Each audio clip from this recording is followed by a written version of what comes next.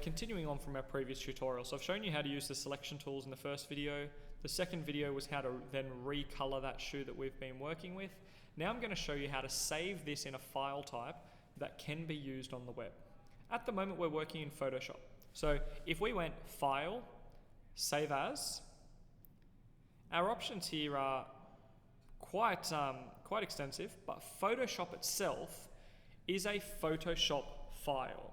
It can only be opened in the Photoshop program and therefore can't be used on the web. Plus, in addition to that, it's usually a fairly large file size.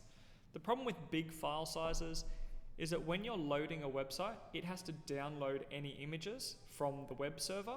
So if you've got lots of really big images, it will take a long time for your website to load. So web designers are always trying to make their images good quality, but at the lowest possible sizes without losing quality.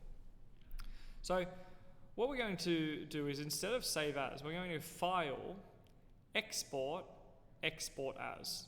And this is where we have lots of different options to play with in terms of what quality, what file size are we going to have, etc.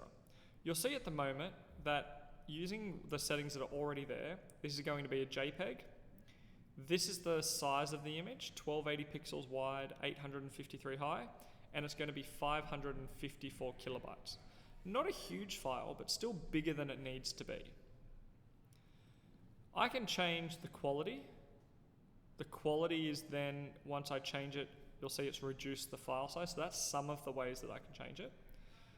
But I can also change the size of it, so I can make it a smaller image. That also is going to make some changes to the file size, but you'll see it's significantly changed the size. Okay. A few different options there.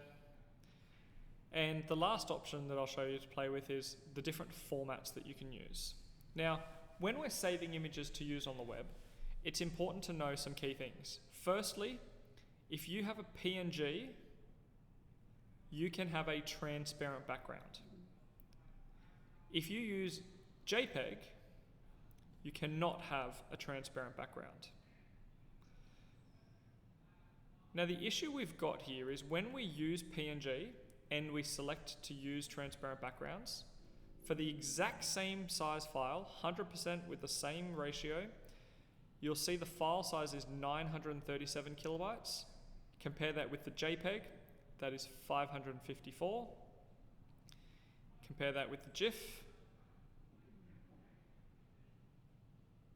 391.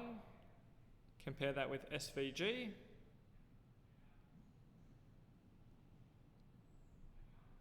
1.2 megabytes, so 1,200 kilobytes. So each file format changes the size of the image changes the size, and the quality of the image changes the size. Okay? Most of the time for a website you would be using a JPEG unless you specifically needed a transparent background. And in those cases, I would recommend using a PNG. So we've got JPEG, keep the size, keep the scale, export. It's now a matter of saving this to your computer in a convenient location and somewhere where you'll be able to find it. Now, when I talk about a convenient location and somewhere you'll be able to find it, what I mean by that is I mean it needs to be in a folder, organized, in a place where it is going to stay forever once your website is updated and uploaded to your FTP server. If you move images from where they are when you've created your website, then your images will actually stop working because they use links and references. So it's really important that you select one spot for where you are going to put your images for your website and continue to save them there. For me, for today, I'm going to put a folder on my desktop called website. In that, I'm going to create a new folder called images, and then I'm going to save my sneaker.jpg inside that folder. Save.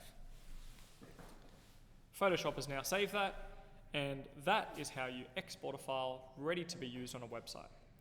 Now, if you're never going to make any changes, you can close your Photoshop and delete it, but if you might want to make some changes later on, I would also recommend you File, Save As, and save the Photoshop file in this same website folder, images, but I'll create a subfolder here called editables.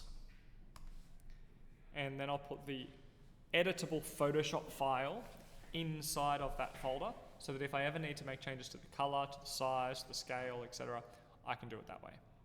Hope that one's been really helpful for you.